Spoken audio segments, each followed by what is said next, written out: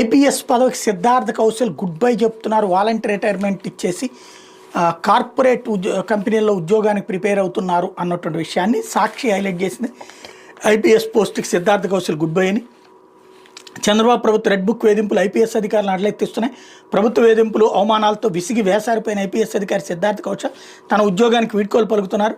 DGP కార్యాలయంలో SP అడ్మిన్గా ఉన్న ఆయన ఇప్పటికే స్వచ్ఛంద ఉద్యోగ విరమణ కోసం దరఖాస్తు చేశారని పోలీసు వర్గాలు వెల్లడించాయి. సిద్ధార్థ కౌశల్ దాదాపు 4 రోజుల్లో విధులకు హాజరు కావడం లేదు. గతంలో కృష్ణా, ప్రకాశం, వైఎస్ఆర్ జిల్లాలో ఎస్పీగా ఆయన కీలక బాధ్యతలు నిర్వర్తించారు. గతేడాది చంద్రబాబు ప్రభుత్వం అధికారంలోకి వచ్చిన తర్వాత నుంచి ఐపీఎస్ అధికారులు లక్ష్యంగా చేసుకుని వేధింపులకు పాల్పడుతున్న విషయం తెలిసిందే. ఏకంగా 24 మంది ఐపీఎస్ అధికారులకు పోస్టింగ్లు ఇవ్వకుండా వేధించింది. ఆంధ్రప్రదేశ్ పీడీఎస్పీ స్థాయి అధికారులు ఏకంగా 119 మందికి పోస్టింగ్లు ఇవ్వకుండా పక్కన పెట్టింది.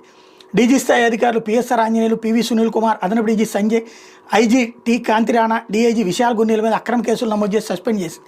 వెయిటింగ్లో ఉంచిన 24 మంది ఐపీఎస్ అధికారులు కొందరికి చాలా నెలల తర్వాత